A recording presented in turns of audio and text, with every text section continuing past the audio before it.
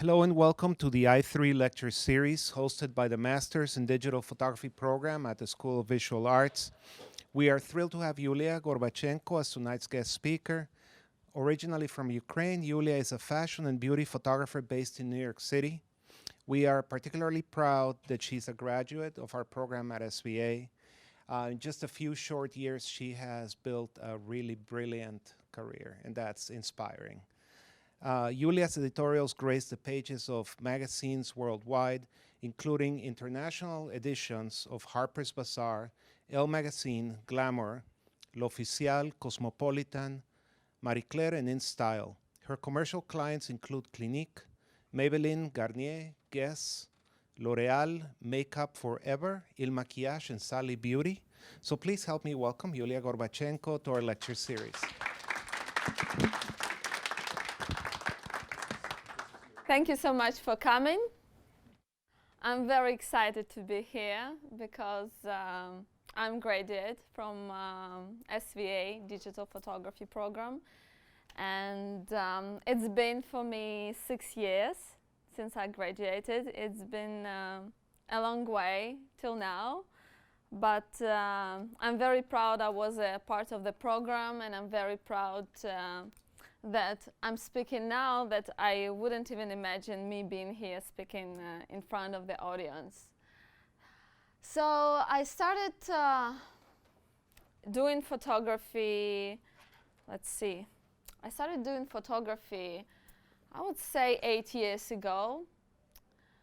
Initially, I'm from Ukraine. I did my bachelor's in marketing and advertising and linguistics, and came to the USA because I wanted to stand out from the crowd, other people who was doing marketing and advertising. So I was thinking, okay, I'll come to the US, do my internship, and then come back to my own country, and I'll have some advantages over those who just stayed in the Ukraine. So I came to the US. I was working in an American company, and suddenly, I was given a camera. It was a Canon Rebel XS, I think. And because I was so bored, I was living in Maryland. I just started taking pictures. So first, I took pictures of everything, of the people, nature, like literally everything. And I just got fascinated by the photography. I would never believe anyone who would tell me that I would become a fashion or beauty photographer or just photographer. I would think it's a joke. So, because I never dreamt to be a photographer. And then I started training myself, reading a lot during the daytime, nighttime, editing, just playing around. And I looked at other photographers' work that I admired. Those photographers were not fashion photographers at all, and I thought that photography is such a great profession. I wish I could be one. And then suddenly I thought I was advancing, I would say, in photography, and I thought that it's really taking me somewhere. So one day I told my parents, I think I was 21 or 20, I don't even remember. I want to become a photographer, and I'm very thankful to them that they didn't say, hey, are you crazy? Because I'm from Ukraine. I think back then in Ukraine, there wasn't a profession like photographer. So they encouraged me, say, okay, if this is what you really love to do, then do it. So I think it took me a year to enhance my book, polish my style a little bit, as I thought I had a style back then. And I figured out, okay, so photography, I love photography, but what kind of photography will I do? So finally decided I want to do fashion and beauty photography. I built my book, and I applied to SVA, and luckily I was accepted, and I moved to New York. I think this is when my journey started with photography. And I think this image is very symbolic to me, because this is what my style looked like back then. I found out that there is this continuous light and flash, and I was experimenting a lot, and I thought back then that this is my style and that's it. I'm doing continuous light with all these crazy colors, and this is going to be my signature forever. So it took me, I don't know, maybe a year. I was doing this, some things like this for a year at least while I was at school. And I loved it. I loved it. But then after a year, I think I got a little bit annoyed already from all the movement. And maybe I grew up a little bit too. So my character evolved and changed over time. Then this image, I think, won competition at PDN, and it was published.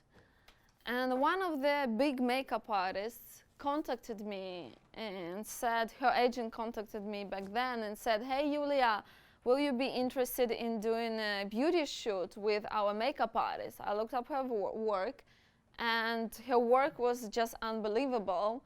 And I was thinking, okay, why would this artist will want to shoot with me at all, because she's there and I'm here. So I thought, oh, of course, I would love to do it. So I came to the meeting, and she asked me if I want to do beauty with her. So of course, I just jumped on the opportunity, and we did a few shoots together. I think this image brought me to the beauty photography, because before I was doing mostly fashion. So I started doing beauty with her, and we were doing lots of good stuff. So this was done in the early beginning of my beauty career, and this image, and these 3 images were just the beginning of my beauty journey. And then I realized, when I started doing beauty photography, I realized that I'm so good in beauty, because in fashion, to do good fashion photography, it takes so much, not only the set design, it involves also good clothes. So I didn't have any connections to any magazines. So it was me, makeup artist, get a model, a makeup artist, a hairstylist, but I didn't have a strong book. I couldn't get a pull letter for the magazine. So I decided, okay, I better, if I can't use high-end clothing, so let me do just beauty shots, which will be on a good high level, instead of doing fashion shots that are just okay. So maybe my beauty work will just bring me up. So this is basically what we did all the time for another, I think even a year. I don't remember exactly how much time it took me, but I was getting good models, not as big as I can get now, but good models, and concentrating on tight beauty stories, beauty shots, even not beauty stories, I would say. So, and then I thought that my work progressed a lot. So it was makeup oriented, so I was experimenting with makeup.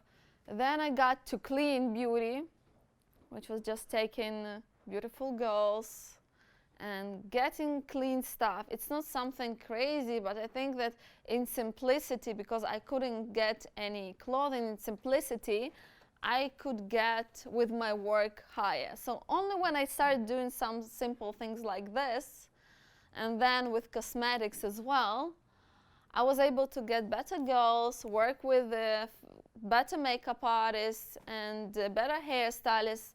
And people started to reach out to me, that they want to work with me. So I thought that with my beauty work, I stepped up few steps above my fashion work. And I loved it. I think I'm a person who is really detailed oriented, like little details. I care about nails, about manicure, about just little wrinkles, I don't know, like little perfections or imperfections. Like my eyes see it more, and I think over time you just get trained so much because you look so much into all these details. So this is a start of my beauty journey, just simple, beautiful images with simple light and beautiful girls. And I'm obsessed with hands as well. So my rule about the hands, if there are good hands, I would use them for sure. And then also the macro shots I was doing along with the simple beauty macro photography as well, which I liked. So my work evolved. Then I'll talk about my creative process, how I got to this. So what do I usually do in my everyday life? So I follow industry news. I think Instagram is so fantastic, and just all these fashion blogs are so cool because you can go online and every day you have so many editorials that are coming out and you can see who is doing what and just get inspired, see what other people are doing. And just the more you look, the more you train your eyes. So I follow other photographers, good photographers, but let's not try to copy them, because inspiration is one thing, and I admire many photographers, but I never copy because I need to develop my own style. So every day when I look through like blogs or like industry news, I gather my inspirations. So I have this folder in my computer which is called inspirations. I don't know how many folders I have there, 50, 70, I don't know. So every time I see an image, for example, of red, there are like a beautiful outfit, red lips, or interesting red eyes on the girl, I pull out this image and put in a folder called red. If there is a wet image, when her model's face is shiny and she's all wet, done in an interesting way, I'll pull it out and put in the folder called wet. So then coming back, when I need to pull, to get a mood board for the story that is full of reds or wet, I just go to the folder and I have already like 50 images there that I can just pull instead of just sitting there and going through all photographers' work and getting ideas together. I think it's also very helpful to pull all those inspirations every day, or not every day, just once a week. Once you see something, it just doesn't take you time just to get your ideas into the folders. This is what I do every day, see it. Or now with Instagram on the phone, I do print screens and then go on my laptop and find where was it from, so I can drag it to my laptop and save. Because then over time you forget. But if you have it, you will never forget. You'll go back for it over time. Then I brainstorm ideas consistently, because as it says, don't wait for someone to reach out to you, do it yourself. So when I have, for example, a folder of these wet images of the girls, and I was thinking, okay, this is, and then over time, the idea develops in my head how I would like to do it. So I get the mood boards together, and I reach out to the magazines with an idea. So I can send them 3 mood boards, I can send them 5 mood boards, I can send them 7 mood boards, or even 2. Depends on where my mind is. But those ideas should be really formed in your head, what exactly you would like to send out in your own style. It's very difficult to put what you have in mind into the mood board, but you have to try to do your best just to translate your ideas into mood board. And when you say mood board, it's not that you try to copy it, but the editor, they need to see what story they will have in the end. Then I'm very open to criticism. It can be helpful, but also I've received quite a lot of critics from friends and colleagues and just people I know, but also you need to understand that you need to stick to your values, what you think is best for you. For example, I'm a beauty photographer, and many people were pushing me to shoot for fashion, and I'm telling them I love fashion, but I'm not going, even if it's from good magazine now, I'm not going to do it. I'm not feeling it. It's not the thing that I'm obsessed with, that I'm willing to do right now. I'm just loving something else, something tighter, some little details. So maybe it will change over time, maybe it will change in a month, or maybe it will change in 5 years. I don't know. But I don't create something that I'm not obsessed with. So I know my strengths. I know the beauty is my thing. So I'm very confident with that. So I don't go anywhere else at the moment. I just polish my style.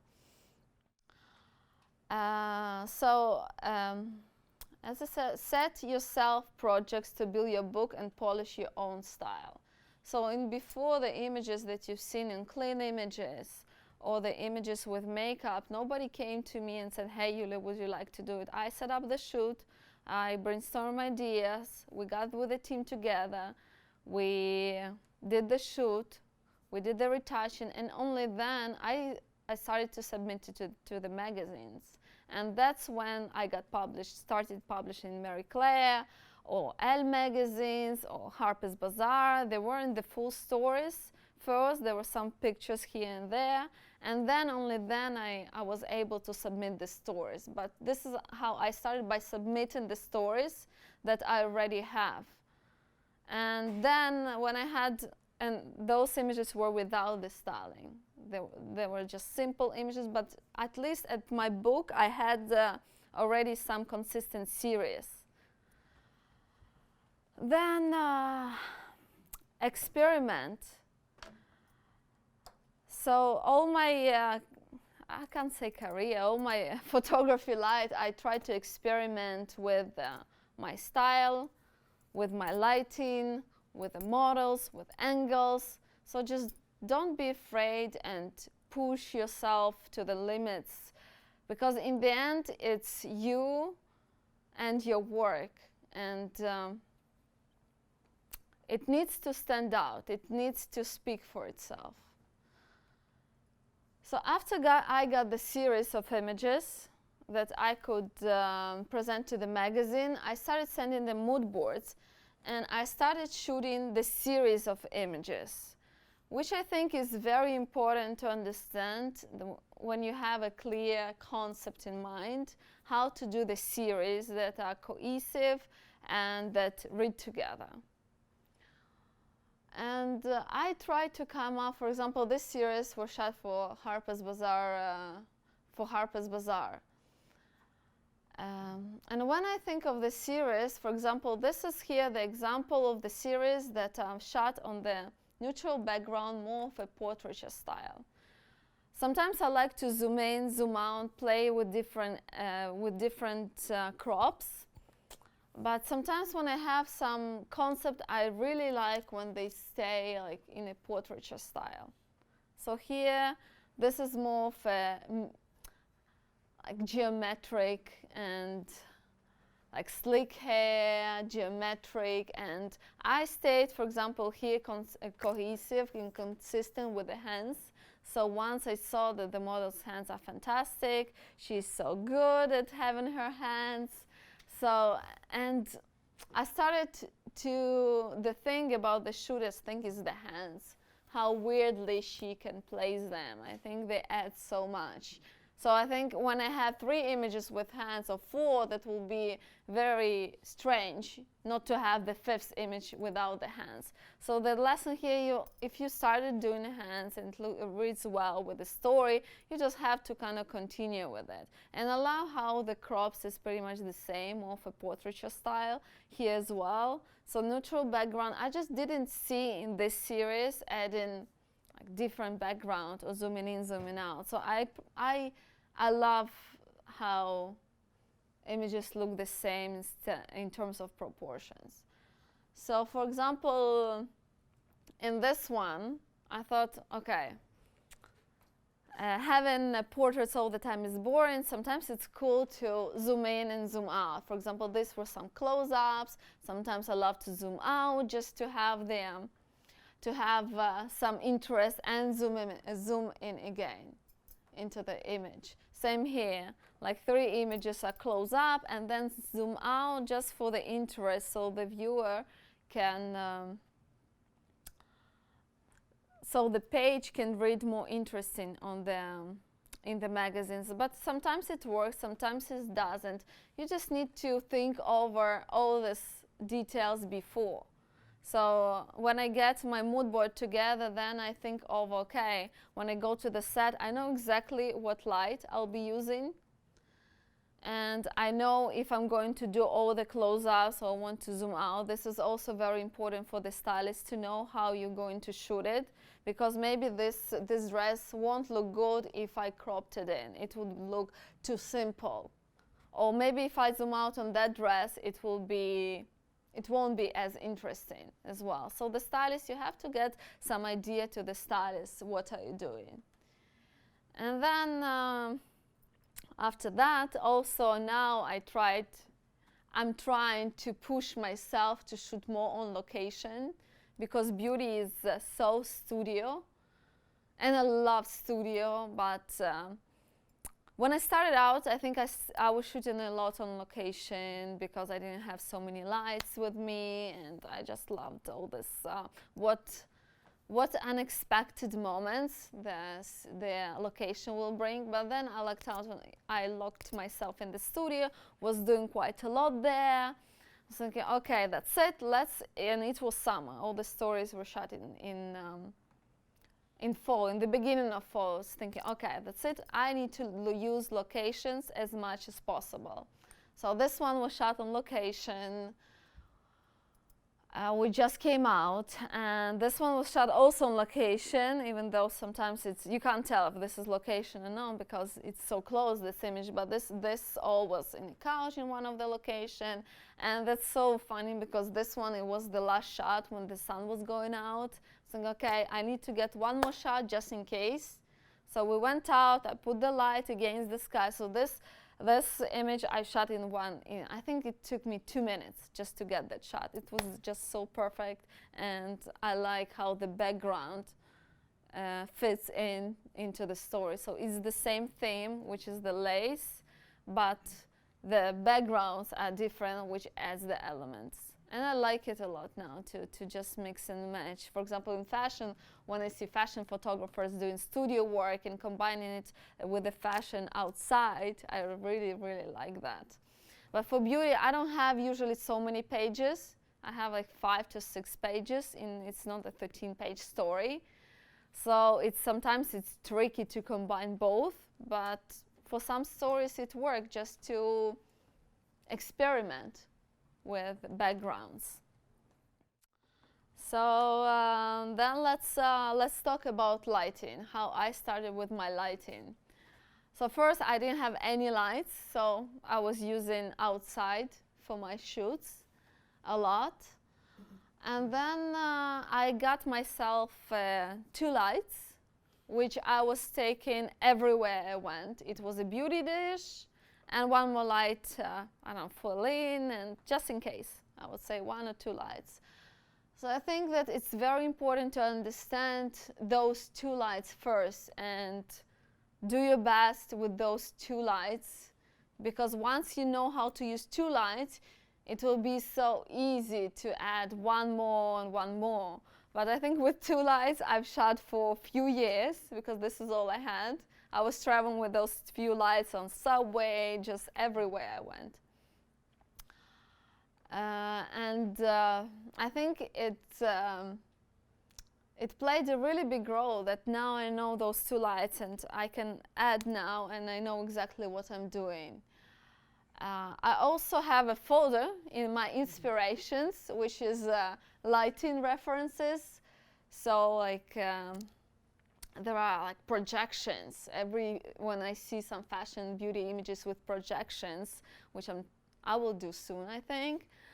So I put them there, or if there is a picolite, which I love as well using, so I would put those inspirations with the interesting light into the folder. So when I'm shooting some story, sometimes I would go to the lighting references, even though sometimes I know already what I want, but I would go still to the lighting references and look through like 100 images, which has different interesting lighting, just to see if there is something I could add to the shoot.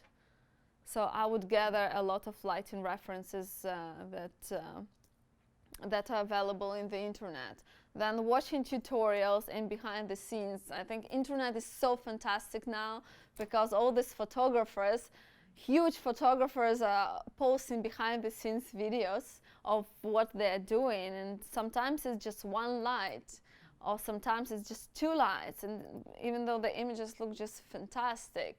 So just watch what other people are doing, just to have an idea, educate yourself. I still do. I still go to the internet and watch those tutorials behind the scenes. It's very helpful, especially the photographers are so open with sharing. In almost every shoot myself, I have behind the scenes photographer who shoots behind the scenes images for myself, and then I post them so you could see what I'm doing, and I'm very open to share because there are no hidden secrets in lighting. It's just a tool to translate your vision. And I think I think it's the best advice I think that I can give to anyone who wants to do photography. And I think it worked for me very well, is just practice. Just shoot a lot. So I think looking back, even like 2 years ago, I wasn't as good as I'm now, or 4 years ago, I wasn't as good as 2 years. Because I just think practicing consistently, just you polish your style so much. You just, you train yourself. I think with the practice, your style is polished. You're not just sitting looking image or like this or like that. Just with real life situations, you learn from the people. You learn from situations on set of what can happen. So I think practice is the best advice if you want to get better. The more you shoot, the better you become. Besides, of course, the talent, but for me, like practicing and shooting so much helped tremendously. Okay, so with the lighting, what do we have? So these images, for example, were shot with just one light. I just want to show you that what kind of stuff you can do with one light, and most of my work is just 1, 2, 3 lights. It's not a lot, even though I can have more out, but this is just one light. This is like one light against the sunset, macro, just simple portrait. It's very easy.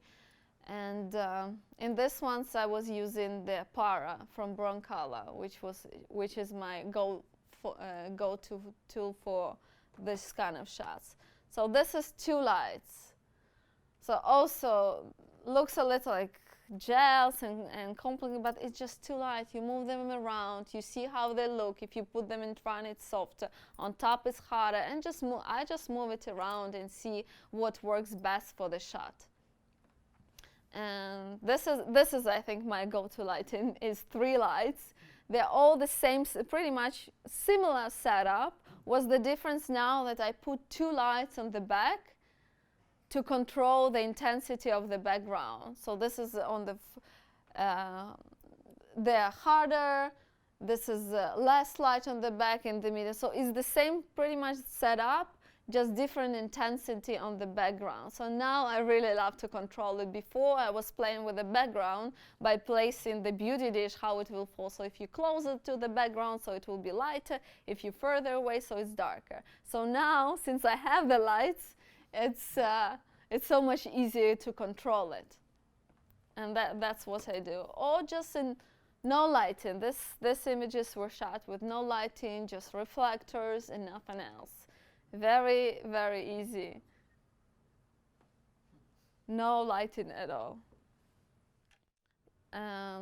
Once, I think, when I didn't even move to New York back then. I wanted to assist one of the fashion photographers. And I showed up to him with my electronic book, with my book, and showed him there was one model. I can't even say it's a model. Okay, it's one model, and she's in 10 different poses, same everything, same outfit, kind of different expression. And he looked at my book. I tried to get internship. He told, Yulia, I'll give you one advice. Just get better models. You're good in photography, but get better models. So for me, I thought, okay, I understood him, and I took that advice seriously. But it's very hard to get good girls in the beginning because you don't have your book. Nobody knows you. So with time, I think I took the girls that were good looking. They were not top girls, and I tried to get the best of them. For example, if the chin was heavy, for example, I would shoot really tight. But my main goal was for them to look beautiful in my book.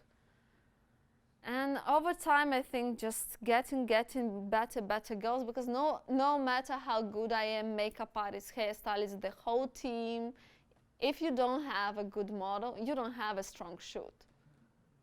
But to get to those girls, you need to, well, I had to, I don't know, maybe someone it has bad examples when they were able to jump into good girls faster, but for me it was just a long road of building up and getting better and better casting for my shoots.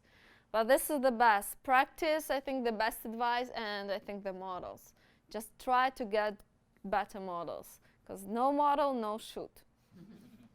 Yes, for me now, even if I know I don't have a girl for the shoot, I better cancel now, because I know I already have so much in my book. So if the model is not going to add to my book, I'm not doing it. So then in many of my stories, I try to add unexpected moments to the shoot, just something that is this beautiful poses, and then something that just breaks the story in a good way.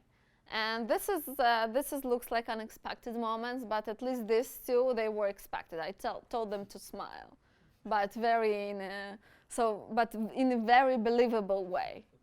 So it took some time, not long, but they did it. It doesn't look staged, but it was pretty much staged, but they were so good, and we made them laugh, so they laughed. So I love doing it, like smiling images, just love that. Then playing with your crop, having a little bit of background on the top, cropping half of the face off, just playing with all this cool crop. Sometimes it works and it looks cool, sometimes it doesn't.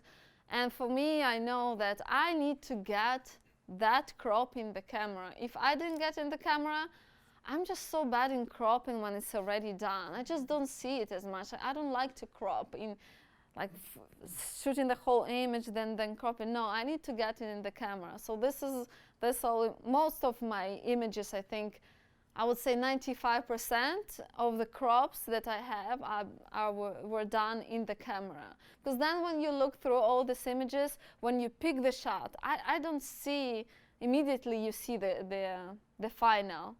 I don't see it being cropped after. I need the final in my camera.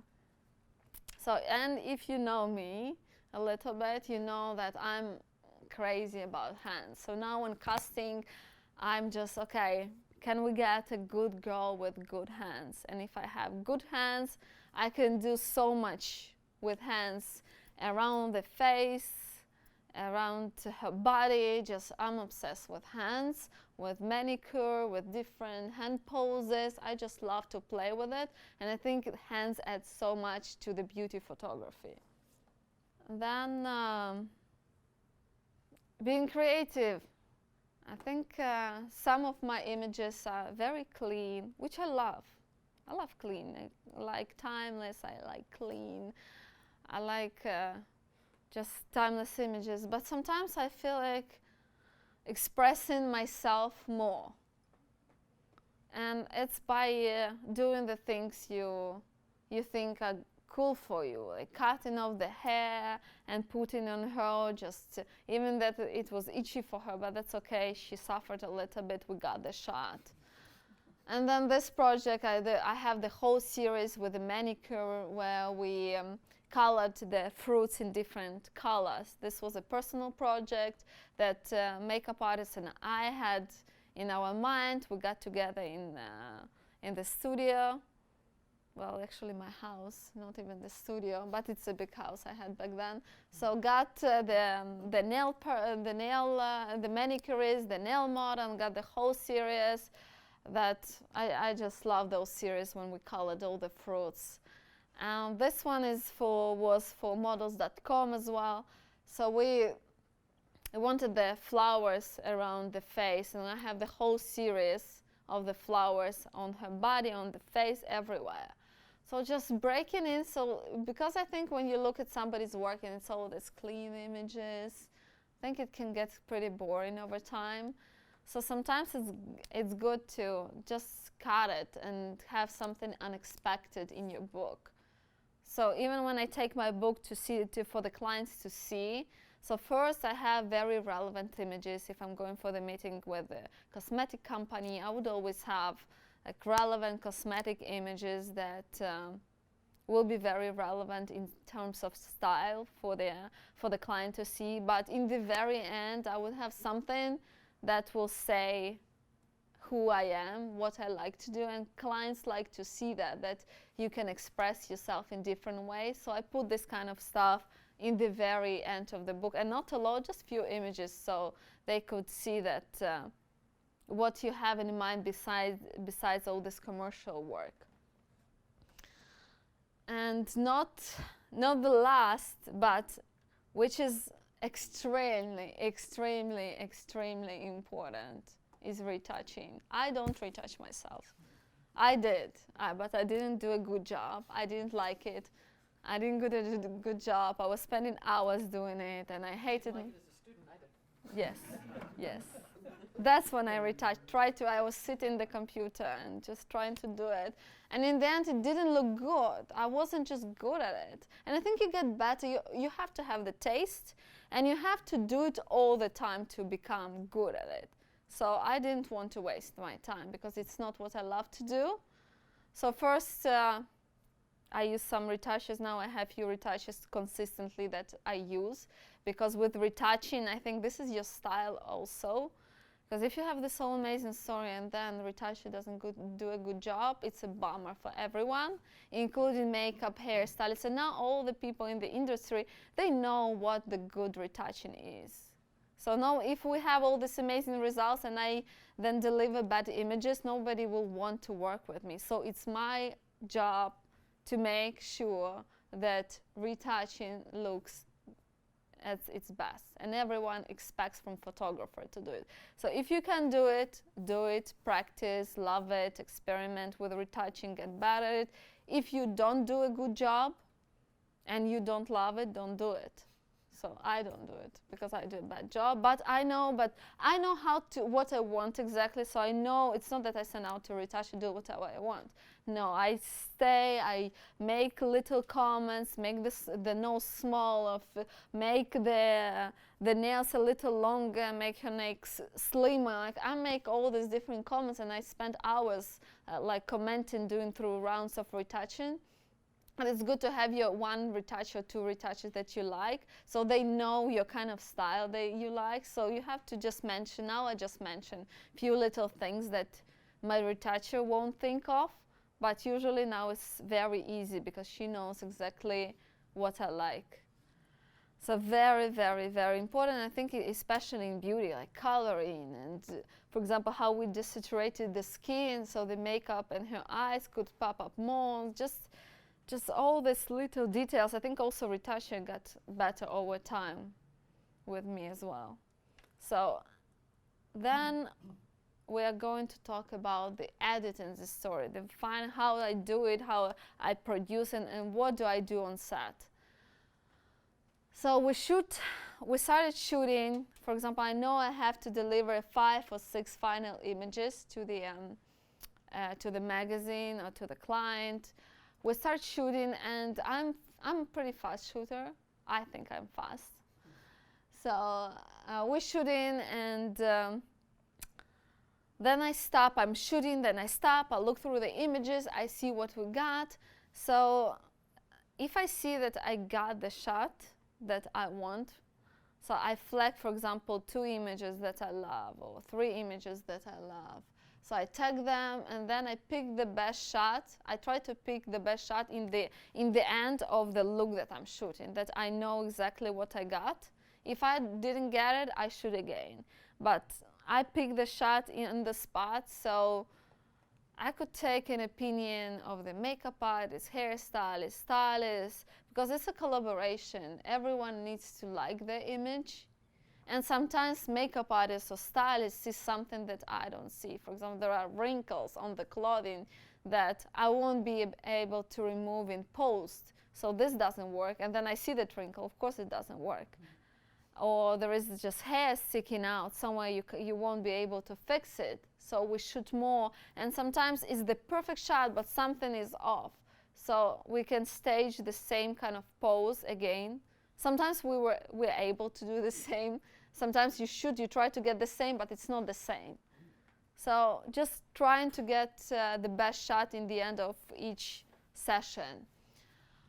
Then we were talking about the crop. So when I plan the story, I plan, okay, they're like portraiture style. So everything is going to be the same kind of crop. Or is there going to be like 3/4 and then close-ups? So all this I just plan it before. Of course, I can modify something along the way, how it goes, when I see, okay, this clothing just doesn't work for full body, let's do something closer. But plan as much as you can before. But don't get stuck if something doesn't work. For example, if I was thinking, okay, I'm going to do this contrast lighting, this harsh lighting, I get on the set, I set up everything, and it works on the assistant looks good in that lighting, but the model comes in, and she just doesn't look good in that lighting. So be very flexible to modify the lighting based on the clothing, on the model, on her mood, just the whole vibe on set. I plan as much as I can, but I'm very much open-minded on set on how I can change it depending on how the story flows. So then if I see that I have all these close-ups and then 1/3, and it's kind of, so sometimes I try to get 2/3, so there is not just one shot that is off. Just plan accordingly. I listen into my team. Of course, I trust my instinct in the end what to pick, which image to pick, but I select the people that I love to work with. So I select them based on the images they have in their book, and they have them because of their taste. So I trust their taste. So I would listen to makeup or hair or manicurists on what they have to add to the process of, for example, sending inspirations. When I send inspirations to the makeup artist, I say, okay, this is the mood board, this is the direction, but don't do the same. This is just idea. I want you to come up with something unique that will be you and us, not just don't copy the thing. So I trust them in selecting the images. If hairstylist says, oh, okay, just I don't love this image, I'm not going to use it in my book, try to reach the compromise on the images that you'd like to see in the end. And I think you pick the team that you like, so your tastes are a little bit, I think they're similar tastes to you. So for me, I think in the end, we come up with the same kind of image that we like. For example, from 50 images, we like 2 images. So those 2 images are the same that they like. I think it's not the coincidence, it's just a matter of taste and how you pick your team.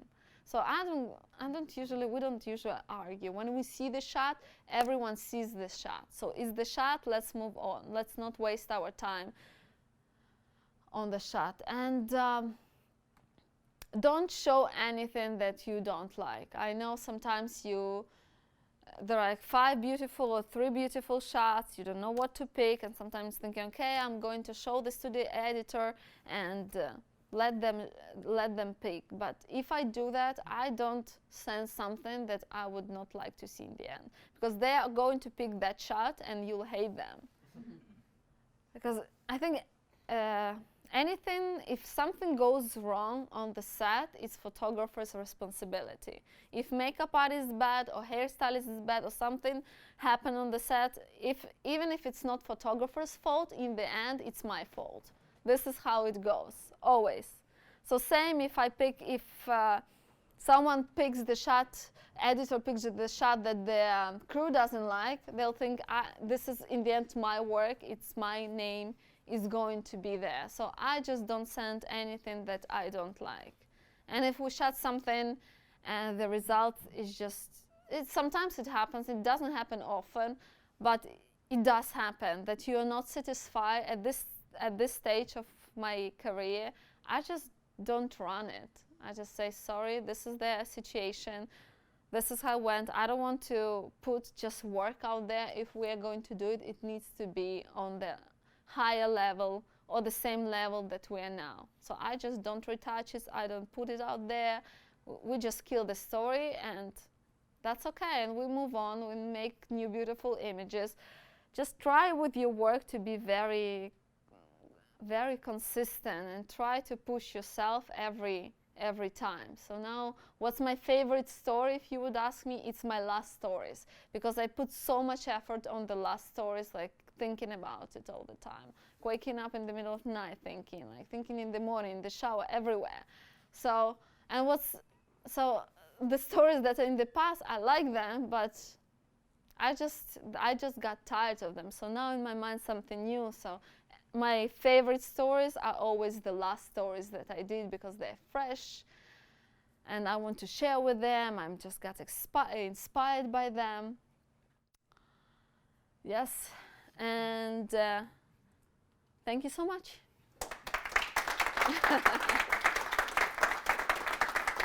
Yay. So you're welcome to ask me any questions. I try to explain my way to who I am, because now it's easy to say what I do, but I think it's very important to understand how I came to where I am now. I think there is still so much more work to do in the future, and I'm so excited to see what the future holds. But I don't believe in luck at all. Well, there is some luck, but I believe in hard work, in training yourself, in polishing your style, in meeting new people, in just developing yourself as a person, because I'm not the same person I was 6 years ago when I was here. Just develop yourself, build yourself, just get inspired, and just move forward all the time. So we have time for a short Q&A. I'll pass around the mic. Please use it. It's for the video. Hi, thank you for sharing with us all of your great work. You know, a lot of us are in the program now, and I just wanted to ask you a question. What was your transition like? When you graduated from the program and you said, all right, I'm going to do this, I need to make this work. Yes. What was that like for you? What was the process, and how did you feel going through those moments? The process I developed, I shot a lot for myself, just doing simple beauty work, submitting this beauty work to the magazines, even though it wasn't full beauty story, just submitting. So you would go to my website and you see, okay, she got published in Elle, or she got published in Marie Claire, or she published anywhere. It didn't matter the country. I just wanted to be a published photographer. And then when I was published photographer and I reached out to the magazines, they were able to give me the pull letter, and I was able to pull clothing that you can see now in a lot of my shoots. But I think what I did, I just kept on shooting, kept on generating ideas, kept on brainstorming those ideas, kept on reaching out to the hairstylists, to the manicurists, and doing my own body of work that will read me, will be classy. And sometimes if I didn't have a good model, I was thinking, okay, I don't have a good face, I would shoot just hands. Because in the end, your work needs to be just the high level. And I think in high level, beauty, I was very lucky to love beauty, but I think in beauty, to reach the great image, good quality, even clean image, is much easier than to do this fantastic high-end, bless you, photo shoot, fashion shoot. So for me, it was the most important is, even if it's simple, but it needs to be high-end. It needs to be classy, it needs to be beautiful, it needs to stay to the standards. I didn't want to do something with the clothes of unknown brands that didn't look like anything, but just to have them. I will shoot girls with no clothing, cut them off, but have a just high standard image. And only when I was able to get pull letters and get Prada, Miu Miu, whatever, all these brands, I would shoot fashion, include fashion as well. So I just kept on shooting, kept on brainstorming consistently and pushing myself to new ideas, coming up with ideas to makeup artists, to anyone. Yes.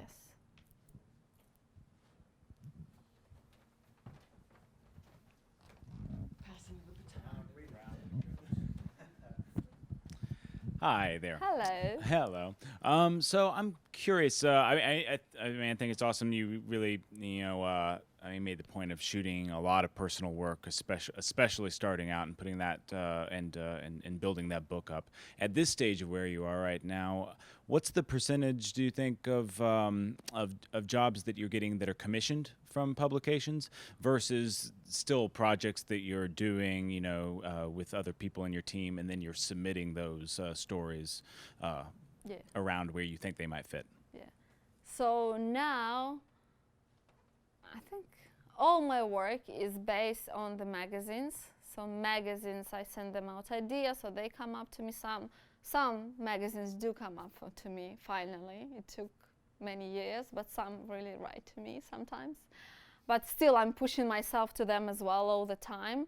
So now it's mostly all commissioned by the publications, because with publications I can get good girls, I can get big girls. Because if I go to them and I can get clothing that even to the beauty shoot they add so much, the styling adds so much.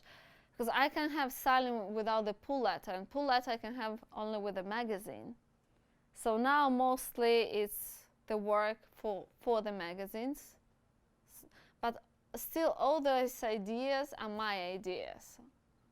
So I submit to the magazine and they pick one of my ideas. So it's still personal, because with the magazines you can get so much creative. It's still you. You just have access to big models, great makeup artists and hairstylists. Because, for example, makeup artist, if she has a choice to shoot for Harper's Bazaar or just nothing, she would go for Harper's Bazaar. Because I have with the magazines, you have so much more access to the things that you can do. So mostly, but for example, right now I was following one model. She's super young. She just signed with Yves Saint Laurent, and she's from Israel, but now she's in New York. She doesn't have, she has just few images in her book, but she's just fantastic. She's new, nobody shoots her. So I saw on her Instagram that she's in New York.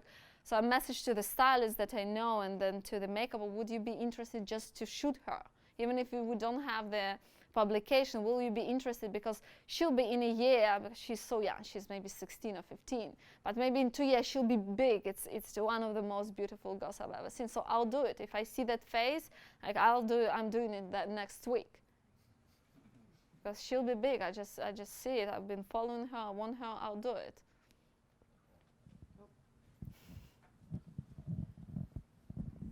Hi. Hello. A question I think could be interesting for us that are not from New York. How did you start your connection, like networking? I think that's my question. Thank the you. network with people or with magazines or with anyone?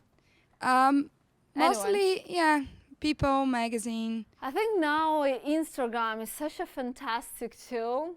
Like now everyone follows, like people follow each other. Just they follow. We see each other's work a lot. So I can write a message in Instagram to someone. Even not email. Sometimes I would use email, but I think if it's just not the agency, if it's just a creative person, I would just write a message in Instagram approach and say, hey, I love your work, or I can just comment, hey, your work is fantastic, I would love to collaborate, or just shoot in message. And even with some magazine, when I have an email, I would shoot an email, but it happened to me that with few magazines when I couldn't find the contact in the internet. I just looked and looked. I couldn't find the beauty editor or editor-in-chief. I just couldn't find it. So I was okay. I'm going to write on like it was, I think, Instagram. Yes, I wrote to a few people, and out of 10, for example, that I wrote, maybe one responded, but they respond. So some people respond only from the internet. But when now I try to find the contact in the internet of some people, there are so many emails out there that you would never, you just need to look for it.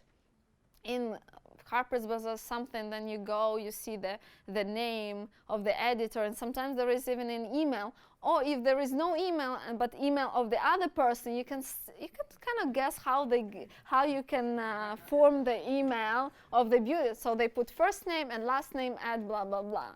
So I write, and there is beauty editor, someone else that there is just a name. So you form the same, and it works. So just research, sit and look through contacts, because they are not for everyone, but you can find so much just for researching. And building your team, just meet with people. Sometimes I go for coffee with people when someone is reaching out to me and say, hey, I would love to work with you, let's meet for coffee. So I would go for coffee sometimes, but I feel when I see the work, I don't even need to go for coffee with that person. I feel that if this work, I see already the people they are by the work. If I think even before going to coffee, you know you will want to work with that person because this is their work, or you will not want to work with that person. I still go for coffee, but I know before the coffee happens if it's going to happen or not. Hi. Hello. Okay. Hi. Thanks for showing your work, and like for the photos, like how do you shoot like exterior photos, and as well the how do you like arrange a photo shoot? How do I arrange? Yeah, photo shoot, and yeah. Logistically. Like when you shoot exterior. Outside. Yeah, with lights, of course. So one of the shoots I've shot in the New Jersey, there were two buildings. One is called Hamilton House and another one the Oakman. So I contact they're brand new luxury buildings. So I contact the management and say, hey, I'm beauty and fashion photographer shooting this fantastic model that is going to blow your mind, and it's going to be a social media is so strong now. You have to have your reputation up. So please allow me to use the space. It will be nice, it will be quiet, I'll give you credit everywhere. And just contact them. So same for the motel. I had connection with the stylist, and she had connection with the motel. So we got in contact with the motel and just asked them if we could shoot there. Just reach out to the managers and ask them if. And sometimes there is a no. They say no, sorry guys. Or sometimes, hey, you have to pay $3,000, and you say, okay, no. But I think in this kind of business, you just have to push yourself. And there are so many no's.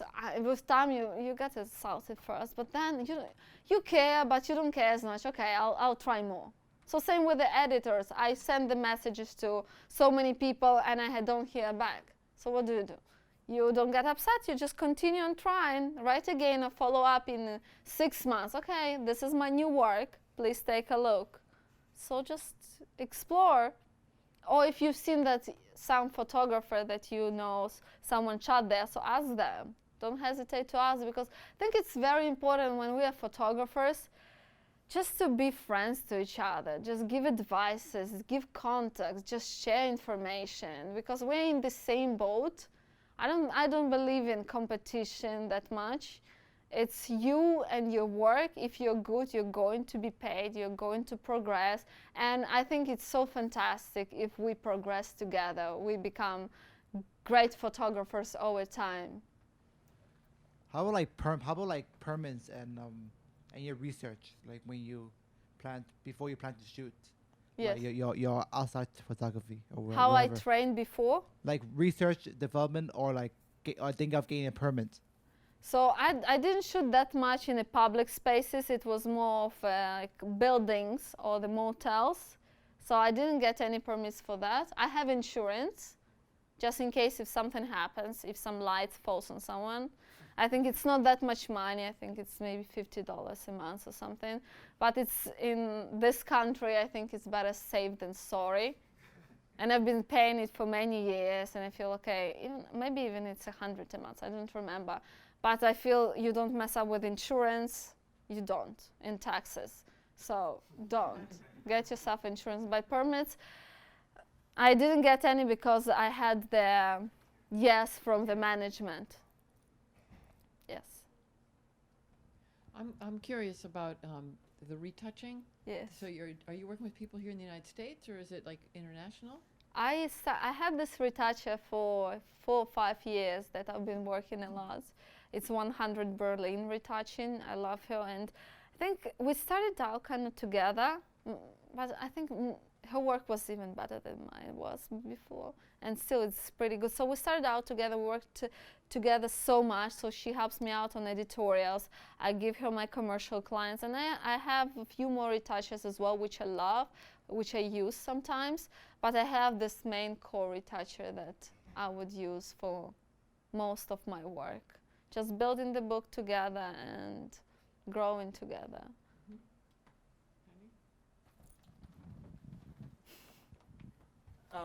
I actually did. Thank you, Katrina. I did have a question.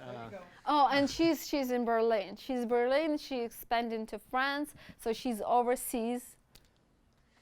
To the international aspect of this, Yes. I was really impressed when I was reading through your bio, and you shoot for Harper's Bazaar, but it's Harper's Bazaar Ukraine or Harper's Bazaar Germany, and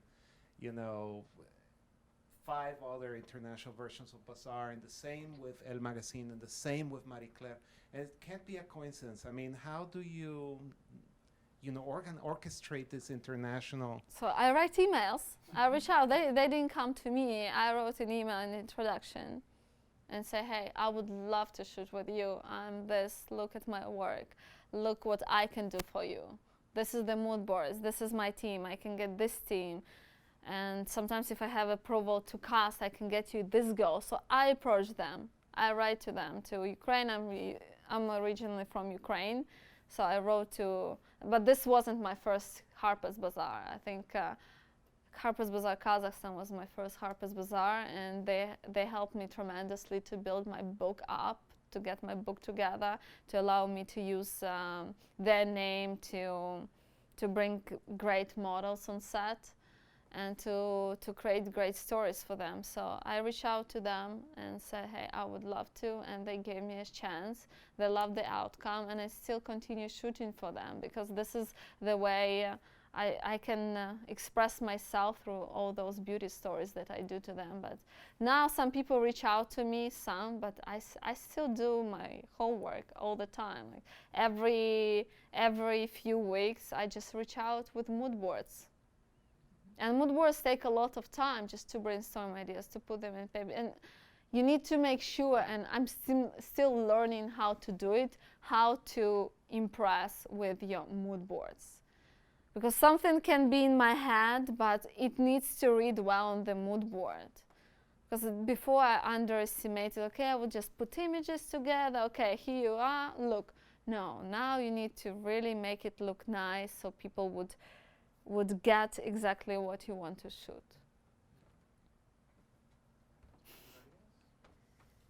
Thank you, Yulia. Thank you.